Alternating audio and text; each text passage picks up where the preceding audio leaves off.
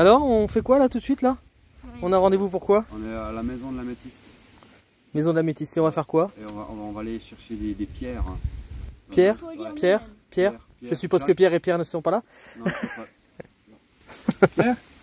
Pierre? Non, il apparaît pas. Bon, on appelle Caillou, peut-être que ça viendra. Non, et puis on va aller dans le plus grand gisement d'Europe, qui est en France. Et c'est de l'améthyste. Voilà, donc on va aller faire creuser du caillou. On va taper des cailloux. On va taper des cailloux. Chercher un trésor. Et la suite, vous le verrez après. Piou. Attends, attention, pouf.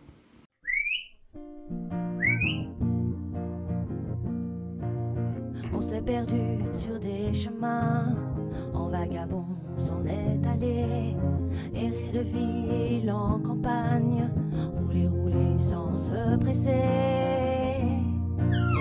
comme des nomades enflammés, Géocaché, géotrouvé, à la recherche de liberté, géocaché, géotrouvé, prendre le temps de s'arrêter, chercher le trésor convoité. Le vagabond est arrivé, venez, venez le contempler. Des paysages de toute beauté, géocaché, géotrouvé, nous sommes enfin prêts à rêver. géocaché, géotrouvé, Géo trouve-nous dans nos voyages, toutes ces merveilles inespérées. Dans cette quête vous racontez tout le récit de nos contrées. Allez, allez, nous retrouver, géocaché, géotrouvé, vous apporter de la gaieté. géocaché, géotrouvé, Allez, venez, venez, vous amuser. géocaché, géotrouvé. Tranquille, mon objectif c'est de vous faire découvrir le gisement d'améthyste. Le point d'orgue de la balade, ça sera d'aller voir justement un de ces gisements. Et puis au cours de cette balade, je sera ponctué de petits arrêts pour découvrir ces gisements d'améthyste. Enfin, ce gisement d'améthyste, on dit c'est le principal gisement d'améthyste d'Europe. C'est parce que c'est un géosite qui se trouve sur à peu près 20 km de diamètre autour de la commune. Parfois l'améthyste peut se former en milieu volcanique. Vous avez peut-être vu dans le musée ou dans d'autres musées ou des boutiques même, des espèces de grosses bulles un peu allongées comme ça avec plein de cristaux à l'intérieur. C'est violet. Ça s'appelle des géodes. Ces géodes se forment en milieu volcanique. En fait, pour qu'il y ait une géode comme ça se forme, il faut qu'il y ait une coulée de lave. La lave coule, à l'intérieur il y a du gaz. Le gaz essaye de sortir, donc souvent ça fait une bulle qui est assez allongée vers le haut. Mais il n'a pas le temps de sortir le gaz, que la coulée de lave refroidit, donc on a juste l'empreinte du gaz dans un premier temps. Et après, il y a de l'eau qui va circuler dans la coulée de lave et qui va déposer des minéraux, entre autres de l'améthyste, à l'intérieur de l'ancienne bulle de gaz. Donc, quand on veut extraire ces géodes, il suffit de creuser dans les coulées de lave où on trouve des géodes d'améthyste, et on va trouver, tous les trous vont être remplis de quartz améthyste. Nous en Auvergne, du coup, on n'a pas du tout ce type de géode. On a bien des volcans, décrit la chaîne volcanique, mais on n'a pas d'améthyste dans des géodes. En milieu volcanique, en fait, l'améthyste ici se forme en filons. Ça fait des grandes bandes de plusieurs kilomètres de long. Ce sont des anciennes failles, des anciennes cassures dans la terre, qui sont remplies d'améthyste, et après, c'est dégagé petit à petit pour arriver à la surface. En tout cas, il y a plusieurs filons dans le secteur. Il y en a un qui passe au sud du Vernet, à peu près 3-4 km au sud, qui va quasiment de la plaine, qu'on appelle la Limagne d'Histoire, jusqu'au centre du massif, donc une quinzaine de kilomètres de long. Et il y en a un autre, celui qu'on va aller voir, qui est à 500 mètres au nord du château, qui est à peu près la même longueur, qui est à peu près sont tous les deux parallèles. Et c'est celui-ci qu'on va aller voir un petit peu plus tard. Peut-être certains d'ailleurs connaissent cette pierre, on l'a déjà vu. Après c'est une roche assez commune, des fois même on connaît, sans être Quartz, forcément en peut-être. formation en géologie. Vous avez dit Le quartz, Le peut-être. quartz, tout à fait, ouais, c'est ça. Je vais dire quartz ou calcite, mais j'avais pas Eh de ben, quoi faire une test de dureté. Exactement. Donc quartz ou calcite, il faut faire un test de dureté pour savoir si c'est l'un ou l'autre. On ne peut pas le dire à l'œil nu comme ça. Donc le test de dureté, souvent c'est l'acier ou le verre. En fait, il y a des pierres qui sont plus ou moins dures. Donc on prend une bouteille en verre, une plaque en verre ou son canif, puis on essaye de frotter, on voit si ça raye. Si ça raye le verre ou l'acier, du coup c'est du quartz. Si ça ne raye pas, c'est de la calcite. Parce que la calcite est beaucoup moins dure que le quartz. En tout cas, ça c'est du quartz laiteux quand il est blanc, comme ça. Ouais. C'est très commun, on en trouve un peu partout. C'est une pierre qui ne fond pas, donc est assez résistante. Donc en général, on va la retrouver dans les rivières, jusqu'au bord de la mer, hein, sur les bords de l'océan, on va trouver ce type de pierre. Alors, le quartz laiteux, bah, en fait, c'est comme l'améthyste. C'est la même matière. En fait, l'améthyste, on dit améthyste tout court, mais en fait, on devrait dire quartz améthyste. C'est un quartz violet. C'est juste la même pierre, mais avec une couleur différente. D'ailleurs, il y a d'autres quartz avec d'autres couleurs. Et je suis sûr que vous connaissez d'autres couleurs du quartz. Rose. Rose, ouais. Il y en a un qui est jaune. Alors, il n'est pas quartz jaune. Un peu jaune. Comme le couleur du citron. Citrine, c'est ça. Le quartz citrine. On a la variété transparente aussi. Cristal de roche. Cristal de roche, ça tout à fait. Et puis un dernier qui est le quartz un peu gris ou même noir, parfois complètement. C'est le quartz fumé, c'est ça. Bon, bah, voilà, on les a tous, c'est parfait. Donc le quartz, la plupart du temps, va se former comme l'améthyste ici, hein, c'est-à-dire c'est dans des filons, dans des veines. D'ailleurs là on voit une partie de quartz ici, et puis sur l'autre bordure on voit la roche. On voit que c'est différent, il y a plusieurs couleurs, c'est pas la même matière, puis on voit là, le contact entre les deux, hein, qui fait comme ça.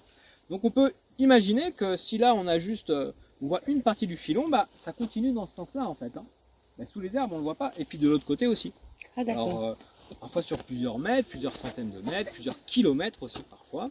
Bon après au gré du relief, de l'érosion, peut-être là il y a un tracteur qui est venu gratter, ou à force de passer ça l'a dégagé. Et puis on pourrait le retrouver un peu plus loin. En tout cas, quand on est passionné de géologie, hein, qu'on cherche des pierres, il va falloir trouver des indices comme ça. Parce que vous voyez, il y a du sol, il y a de la terre végétale, il y a des herbes. Donc du coup, ça nous cache un peu le sous-sol. Là, on va essayer de voir qu'est-ce qu'il y a dans le sous-sol. Donc ça, c'est un indice. Bon, c'est une petite pierre isolée, donc c'est pas sûr que ça soit ça. Mais peut-être si on va chercher par là-bas et qu'on trouve des petits morceaux blancs, ça peut confirmer un peu notre intuition. Donc on va essayer de continuer notre chemin pour aller trouver d'autres indices qui pourraient nous indiquer quel type de pierre on a et si on a bien de l'améthyste dans le coin. C'est parti.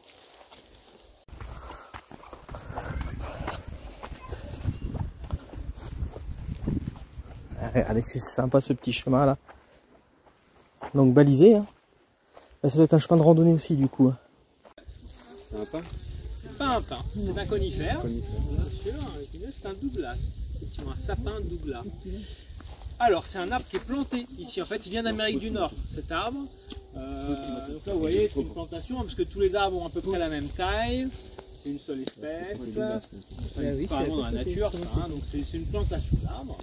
On plante cet arbre là parce qu'il résiste assez bien à la sécheresse, aux petits coups de sec on va dire l'été, parce que n'est pas le cas des sapins.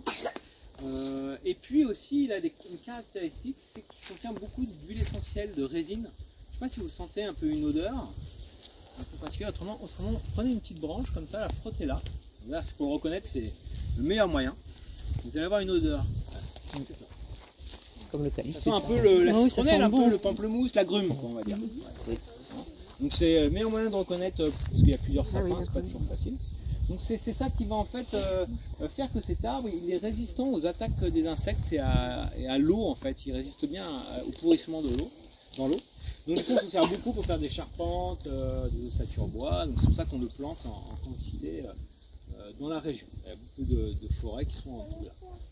Je vous parle du Douglas pour la culture générale, on va dire, mais si parce que ça intéresse le géologue, parce que en fait les végétaux peuvent parfois indiquer la nature du sous-sol. C'est pas vrai pour tous les végétaux, il y a des arbres qui vont pousser un peu partout, mais celui-là par exemple, le Douglas, il va pas du tout supporter les terrains calcaires. On va peut-être pas savoir ce qu'il y a dans le sol, mais on va savoir ce qu'il n'y a pas. Si on trouve une plantation comme ça en bonne santé, on peut se dire que dans le sol il n'y a pas de calcaire. Donc on n'est pas dans un terrain calcaire.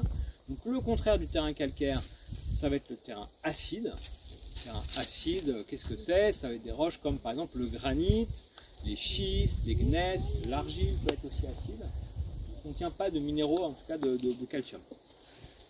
Donc ça tombe bien parce que nous, notre améthyste, elle se forme plutôt en milieu granitique ici dans la région, dans les fractures du granit. Donc si on trouve cet arbre-là, on peut dire que le terrain est plutôt favorable pour la présence de filons d'améthyste. C'est un petit indice supplémentaire. Il y a d'autres plantes, par exemple comme certaines orchidées, qui vont pousser au contraire quasi essentiellement que sur les terrains calcaires. Donc, voilà, si on trouve cette plante-là, on sait qu'il y a au moins du calcaire dans le sol. Alors, ça peut être un indice. Alors, et c'est à se méfier parce que tous les arbres, ça ne marche pas pour toutes les plantes, on va dire. Alors ça y est, vous avez vu, on est sur un chemin où on trouve des cailloux, enfin. Du coup, on va pouvoir un peu savoir quelle roche on a dans le secteur. Alors sur les chemins, il faut toujours se méfier parce que parfois les cailloux ils viennent de plus loin, on les amène du coup pour boucher les trous, mais ça vient jamais de très très loin. Quand ça fait déjà une trentaine de kilomètres, c'est déjà pas mal. Là ici, on a par exemple la roche noire, là, qui est une roche volcanique qui vient pas d'ici même, elle vient de 7 km d'ici. Il y a une petite carrière avec un petit volcan, un ancien volcan avec une petite carrière dedans qui permet de servir de remblai en fait dans la région pour faire les chemins ou les routes même.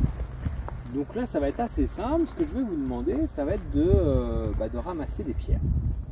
On va essayer de faire, hein, passer. Je vais vous demander de ramasser chacun 2 ou 3 pierres, celles que vous voulez.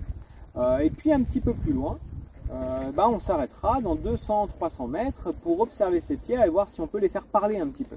Si elles peuvent nous raconter quelque chose sur le contexte local. Donc voilà, très simple. On fait 200-300 mètres, au bout de 200-300 mètres, vous allez ramasser chacun 2 ou 3 pierres, peu importe lesquelles. L'idéal serait d'avoir des pierres différentes et puis après on les observe. Il n'y a pas assez de lumière pour voir. Là, ce qu'on vient de faire, ça s'appelle ramasser des volantes. C'est pas des pierres qui volent, hein, c'est des pierres qui sont décrochées du sous-sol, qu'on a juste à se baisser pour ramasser. On peut faire ça dans les chemins, dans les champs, dans les forêts, un peu partout, il y a des cailloux, tout simplement. C'est un peu pour comparer avec un autre type de manière de ramasser les pierres qui est l'affleurement.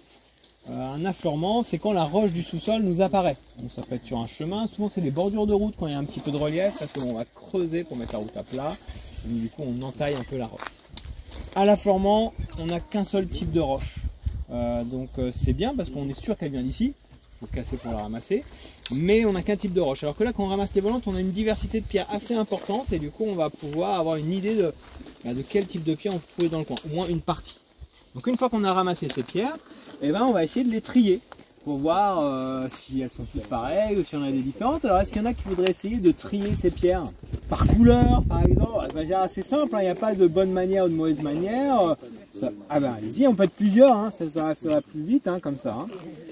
Donc on peut mettre les noirs ensemble, par un petit blanc. Voilà, moi je vais faire les noirs, comme ça on aura les blancs et les noirs.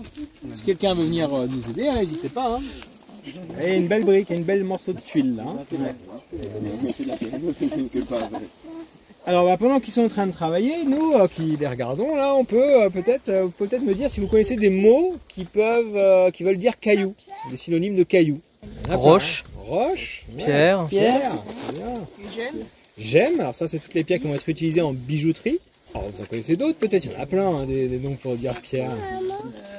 Précieuses, semi-précieuses. Alors les pierres précieuses, alors maintenant on dit plus en semi-précieux, on dit pierre fine. Mais c'était l'ancien mot, si on disait semi-précieux avant. Maintenant on dit pierre fine, comme ça il y a moins de confusion. On peut oublier le semi autrement, puis elles deviennent toutes précieuses. Voilà. Alors, il y a 4 pierres précieuses, vous les connaissez peut-être, les 4 pierres précieuses? Le rubis, le diamant, l'émeraude et le saphir, c'est ça. Le rubis et le saphir, c'est le même minéral en fait, hein. C'est le corindon, et puis quand il est rouge, il s'appelle rubis, quand il est toutes les autres couleurs, il s'appelle saphir. C'est la même matière. Donc, diamant, saphir, rubis et émeraude, c'est les 4 pierres précieuses, et c'est aussi les 4 pierres les plus dures qu'on peut trouver sur Terre. Elles ont une dureté 10, en fait il y a une échelle de 0 à 10, 10 pour le diamant, 9 pour le corindon et 8,5 pour l'émeraude qui est en fait un béryl comme l'aigle marine aussi. Vous connaissez d'autres mots alors pour dire pierre encore, je suis en fonction de la taille par exemple. Rocher. Là par exemple qu'est-ce qu'on trouve sur le chemin? Du sable. Du sable, tout à fait. Après il y a du gravier aussi, gravillon. En argot, la caillasse. La caillasse, ouais. Alors plus petit que le sable encore. Vous connaissez des cailloux qui sont plus petits que le sable? Les siltes. Le silte, ouais. Alors on est vraiment dans 2 particules. Le limon, du coup, qui est rond, un peu. Et l'argile, du coup, qui est la particule la plus fine, qui fait des petites feuilles, en fait, qui sont collées par l'eau. Un exemple, hein, ici. Vous avez une argile qui est cuite, mélangée à du sable hein, pour faire une tuile. Voilà. C'est une pierre humaine, on va dire ça. Mais au départ, c'est de la roche, la plus petite partie de la roche, on va dire, c'est l'argile. Là, vous avez fait un tri, ça y est. Donc, vous avez trié par couleur. Alors là, on va dire, il y a 2 types, on va dire. Le géologue peut se séparer aussi en, plus que par taille, par deux familles, on va dire. Il y a ce qu'il va appeler les roches et les minéraux. Les minéraux, c'est une seule matière. Par exemple, là, vous le connaissez celui-là maintenant. Hein, le quartz laiteux, qui est blanc, hein, donc qui est un minéral. Là, on a une autre pierre qui est plutôt une roche, elle, hein, parce qu'on voit, c'est du granit. Voilà, on voit il y a différentes couleurs dessus, hein, donc différents minéraux qui sont collés ensemble. En fonction des minéraux qu'on trouve dans la roche, elle va avoir un nom différent, la roche. Il suffit de regarder les minéraux qui sont dedans. Alors ça, c'est une roche, c'est facile à voir parce qu'on voit bien les différentes couleurs. On va trouver ce qui est coloré, c'est le feldspath, ce qui est à l'intérieur.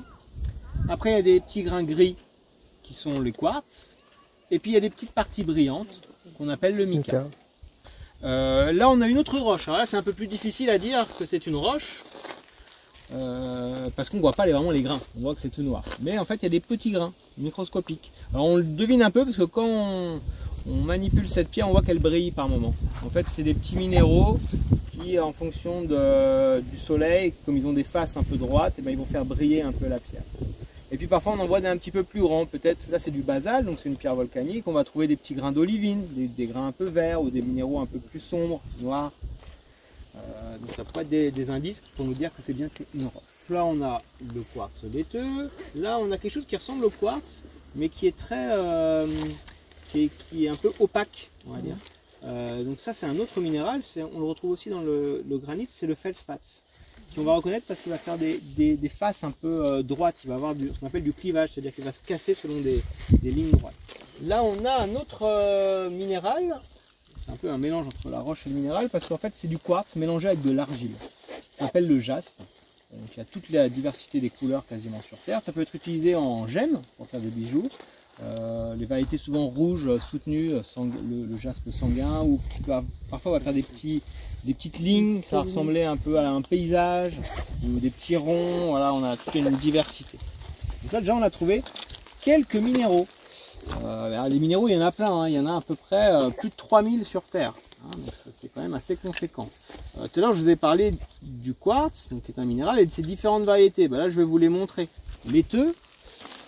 Tous les minéraux que je vais vous montrer, là, ils ont leur forme naturelle. C'est-à-dire qu'ils ont été trouvés comme ça. Un autre quartz, qui est le quartz améthyste. Là, on a une quartz améthyste un petit peu plus gros, un peu moins nettoyé, encore un petit peu d'argile dessus. Fumé, hop. Alors là, on a une variété qui est mélangée améthyste et quartz fumé. Ça, on a un quartz fumé carrément noir, donc quand il est noir, on l'appelle morion. Le quartz cristal de roche, transparent. Vous allez pouvoir compter sur chaque petit cristaux 6 petites faces en pyramide. La forme naturelle du quartz. On a la citrine. Alors, la citrine, ça peut être très jaune transparent, voire un petit peu brun en fait, jaune-brun sur d'autres éléments. Et puis on va terminer par le quartz rose. Alors celui-là est à peine rose.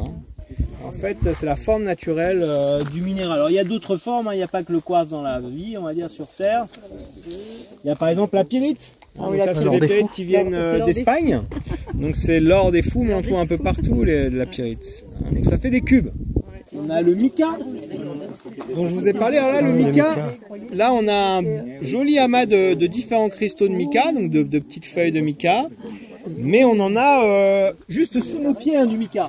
Si on met la main dans le sable, nos mains sont un peu humides là, il fait chaud, notre doigt est tout brillant après. Donc ça c'est plein de petits micas. La calcite, qui est le calcaire pur, qui va former elle des formes de parallélogrammes dans le volume. Alors un autre minéral que je voudrais vous présenter, c'est un minéral qu'on trouve beaucoup dans la région. Nous on s'en sert pour faire des ateliers de polissage, parce que il a des jolies couleurs. Et c'est la fluorite, tout à fait. Donc la fluorite, ça fait des petits cubes. Là, on le voit très bien sur cet échantillon-là. On peut le voir aussi sur cette partie-là qui est plein de petits cubes emboîtés les uns dans les autres. Mais vous voyez, celui-ci est violet. Et donc il peut vraiment semer le trouble entre l'améthyste et la fluorite. Donc voilà, une des techniques, c'est comme pour la calcite blanche et le quartz laiteux tout à l'heure, c'est la dureté. En fait, la fluorite est beaucoup moins dure que l'améthyste, donc elle ne raye pas le verre. Donc on prend une bouteille de verre, puis on frotte et on voit si ça raye ou pas. La fluorite, ça peut prendre quasiment toutes les couleurs du spectre. C'est la boîte à trésors, quoi. C'est ouais, un petit cristaux. Les cristaux sont formés d'atomes. Et ces petits atomes vont s'accrocher selon des angles bien précis et qui va se reproduire. En fait, ça fait une molécule particulière qui se reproduit à l'infini. Voilà. Donc il y a des cristaux géants. Pour les cristaux de quartz, les plus grands, ils font quelques mètres de long. Mais pour certains cristaux, comme le gypse, entre autres, il y a une cavité qui a été découverte au Mexique il y a une dizaine d'années maintenant, où il y avait des gypses, des cristaux de gypse, donc transparents comme le cristal de roche un peu, comme celui qui est tout en longueur, qui faisait, le plus grand faisait 22 mètres de long. Hein, donc vous avez quelque chose de gigantesque, quoi. On a du quartz, donc du coup, il n'y a plus qu'à trouver le filon maintenant d'améthyste. Bon, bah, il faudrait chercher des indices, chercher des petits morceaux. Là, on a trouvé du quartz blanc, donc c'est un bon indice, c'est-à-dire qu'il y a un filon pas loin sans doute. Mais il faudrait trouver des petits indices de quartz violet. Bah, tu vas trouver de l'améthyste, bah voilà, parfait. Donc ça, c'est un très bon indice et on va essayer de voir si on en trouve d'autres. Et l'endroit où on en trouve le plus, on est sans doute le plus proche du filon. Voilà ce qu'a trouvé le jeune homme, et il a eu l'œil, hein, parce qu'on en trouve un petit peu, il y en a un petit peu en dessous, là, par endroit. Et puis, nous, quand on a prospecté par exemple ce filon, on en parlait avec une personne, il est très récent, le filon qu'on va aller voir, il a 2 mois et demi. Du coup, on a découvert dans ce champ d'abord au départ, sur les taupinières, des petits morceaux d'améthyste qui étaient de plus en plus concentrés dans une zone. Donc on s'est dit, ça doit être par là. Après, on connaît un petit peu la zone filonienne, on sait dans quelle direction elle va. Ça fait un angle particulier. Donc bah, on a suivi, on a tracé sur une carte le filon potentiel, puis on allait chercher à droite à gauche si on tombait sur des petits indices encore d'améthyste. Voilà. Donc bah, maintenant je vais vous amener à ce site. Voilà, on est juste à côté. C'est parti.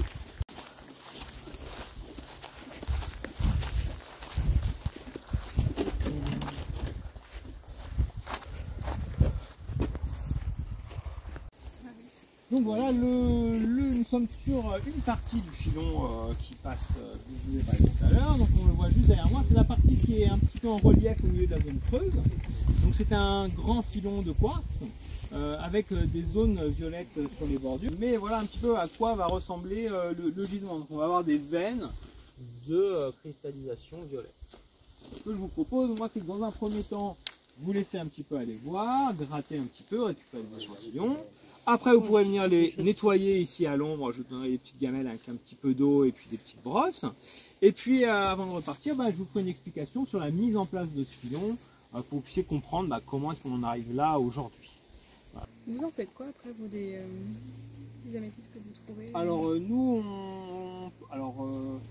qu'est-ce qu'on peut faire de l'améthyste? Nous, on ne va pas en faire grand-chose. On a creusé pour la mettre en valeur. On récupère quelques pierres pour éventuellement un peu rouler les pierres, c'est-à-dire les mettre dans des tonneaux et puis les rendre comme des galets et les faire briller. Quelques pierres peuvent servir aussi au facettage ou à la création de bijoux. Donc ça, c'est pour la meilleure qualité qui correspond à peu près à 2 ou 3% du gisement. C'est pas une grande partie. Après, toutes les veines, quand c'est veiné comme ça, on peut les scier et les polir. Ça peut faire des plaques en objet de décoration. Voilà un peu les grandes utilisations, c'est-à-dire décoration, ornementation, pierre roulée et puis bijouterie. L'industrie, tout ça. Alors l'industrie, ça serait la partie quartzeuse, on va dire, le quartz blanc, et là c'est un filon qui n'est pas très important. Les filons de quartz blanc, ils sont exploités quand ils sont très purs, à plus de 90%, 99%, et ils sont beaucoup plus gros, quoi. Ils font 10-20 mètres de large. Ici il y en a un à peu près 30 km à l'intérieur du massif, il y a Chapelle-Agnon, il y a une grande carrière de quartz blanc qui est utilisée pour l'industrie, pour faire de la fibre optique essentiellement. Alors, il faut quelque chose de très pur. Là, à côté violet, on pourrait, mais voilà, c'est pas utilisé pour, c'est trop petit, trop difficile à exploiter. Vous avez peut-être des montres aussi, les montres à quartz. On utilise une caractéristique du quartz, en fait, c'est que quand on tord un cristal de quartz qui est coupé dans un certain sens, il va se mettre à vibrer, ou il va créer où il va dégager un courant électrique. C'est ce qu'on appelle la piézoélectricité. Donc ça sert pour compter le temps. On va mettre une petite pile sur la plaque, puis elle va se mettre à vibrer, elle vibre toujours à la même vitesse, ce qui permet de compter le temps. Ou autrement, le contraire, c'est, pour simplifier, le panneau photovoltaïque, c'est une petite plaque de quartz qui au soleil va se tordre par rapport à d'autres plaques de quartz, et ça va créer un courant électrique. Donc c'est utilisé de manière industrielle, de manière très importante le quartz. Mais pour ça, on va utiliser des gros gisements de matière très pure. Allez, tu casses le caillasse? Regarde, c'est dommage parce que regarde ça. Oui, mais au pire, si ça te plaît, on prendra au poids. Il disait qu'on pouvait en acheter au poids. Allez, tape. Attends. Je vais pas le casser ça. Essaye. Ah, tiens, regarde. Ça casse pas. Essaye le gros là. Celui-là? Ouais. Mais attends, tu rigoles ou quoi? Tu veux faire quoi là? Ah, il est pas joli. Ça, c'est du... Il y a du mica dedans.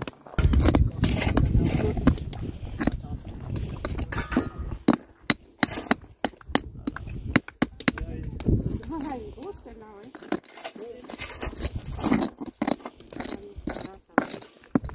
C'est sûr que c'en est ça? Alors c'est pas... Tout ce que vous avez là, ça c'est vraiment le dans le filon, donc il faut un peu gratter autour. Et puis après essayer de faire levier pour ramasser des morceaux. On peut même regarder des morceaux qui sont dans la tête parfois, comme ça c'est de la métisse. D'accord. Regarde celui-là. Et puis il avait direct sur place. Hein. D'accord. Regarde. Tu veux? C'est tout petit, pas le gros. Parce que sinon... Ouais, mais c'est trop Ça gros. c'est du quartz. Ouais. Celui-là, il est joli. Ouais, très beau, ouais, on voit les veines. Voilà. Ouais. Là t'arrives à filmer. Oui, oui, ça va. On est dans un pénitencier là. C'est des cailloux.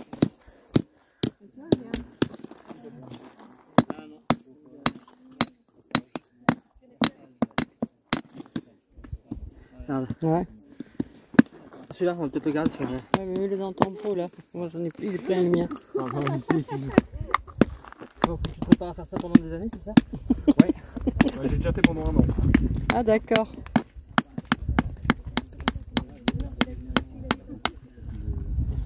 Tu les mets là-haut. Ah, regarde celui-là. Ouais, il est beau, hein. Ah, si tu veux, au pire, on va prendre un celui-là. On verra. T'es passionné depuis très longtemps pour faire ça? Depuis moins longtemps que je me suis découvert l'intérêt récemment. Ça fait un bon moment que ça sommeille. Ouais. Et tu collectionnais déjà t'en fais ou... Ouais, ça fait, par contre de la collection, ça fait un moment que je collectionne. Et vous faites des sorties, des trucs comme ça pour chercher? Ouais, on fait des sorties de terrain. Là en première année on en a fait 3, la deuxième année on attaque directement le début d'année avec un terrain en Italie. Ah, c'est cool ça. Ouais. 3 camps de terrain, 2 en Espagne et en Italie pour la première année. En Espagne, Pour vers la où? deuxième année. Vers le nord de l'Espagne, donc pas loin du côté espagnol, pas loin de la Catalogne, D'accord, ok. le Pyrénées. Et vous faites que les minéraux, vous faites aussi les fossiles quand vous faites les études? On a première et deuxième année, c'est plus généralisé. Donc on a des cours de minéralogie, pétrographie, Datation, tout ça? datation. Bah, on le voit en pétrographie en fait. Et surtout, on le voit dans tous les domaines qui peuvent nous aider à dater les roches. Par exemple en paléontologie, on a fait cours de ça aussi.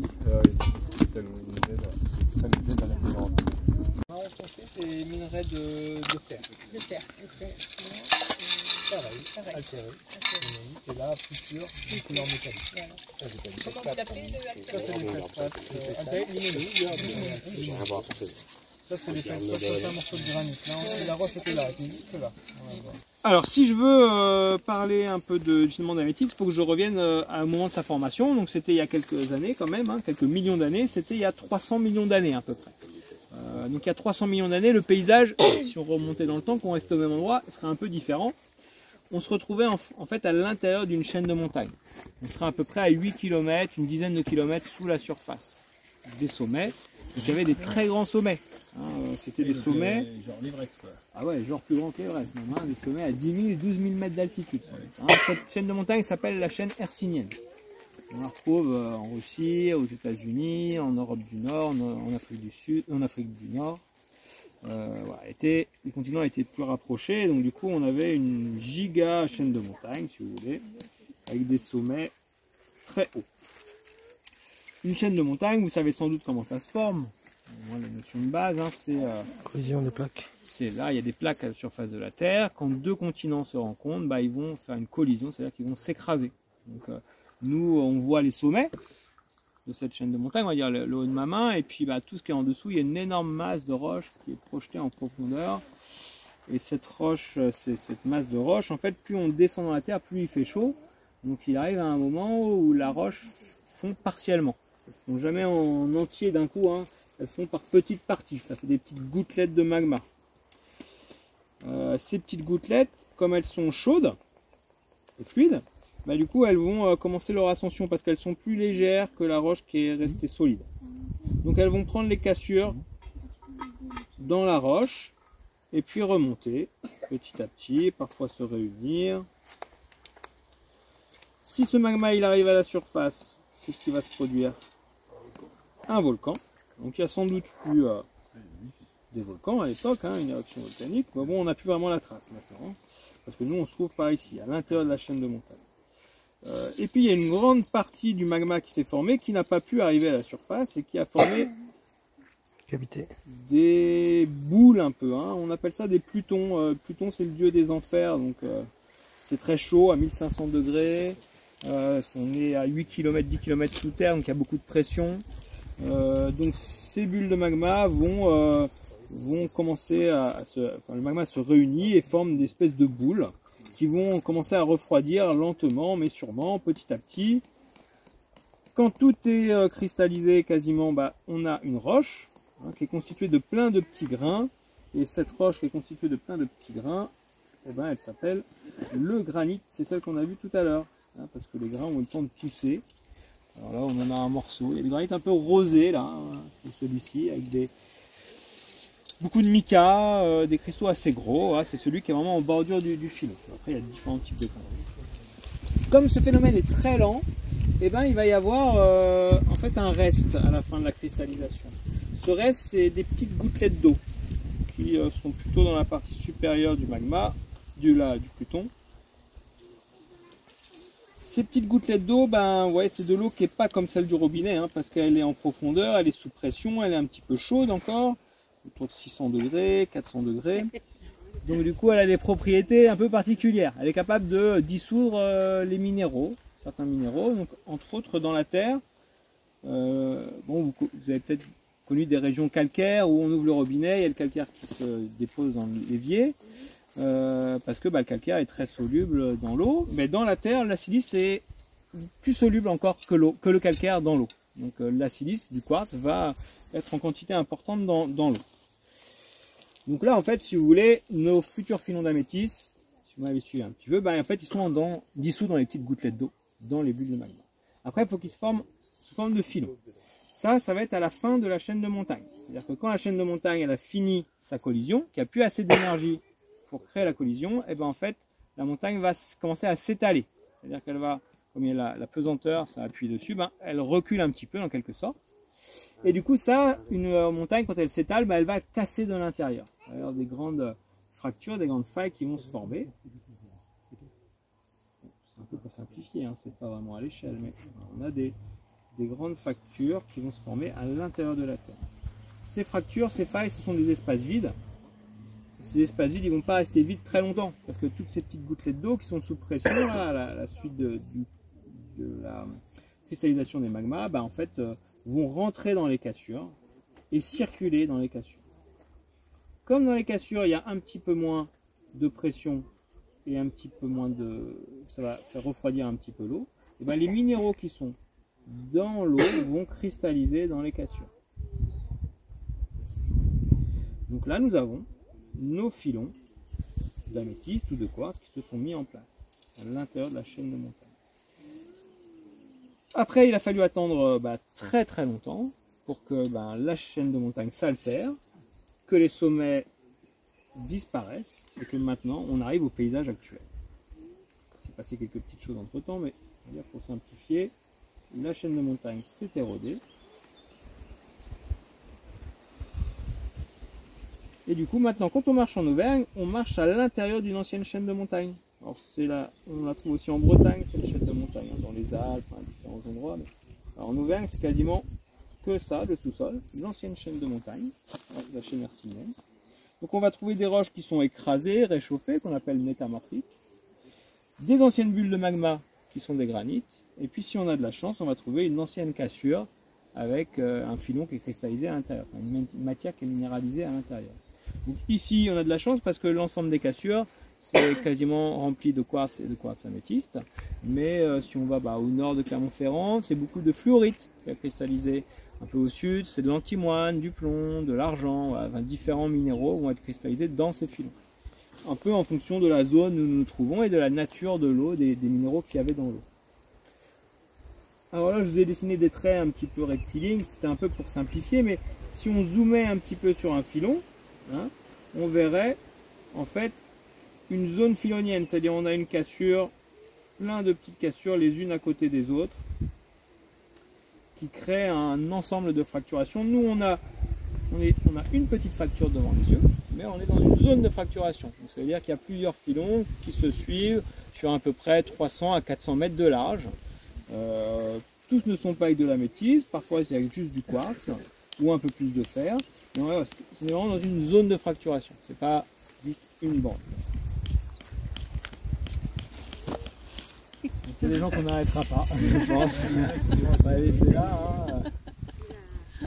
Il est en plein dedans là. Il est vraiment, vous voyez, dans la suite du filon.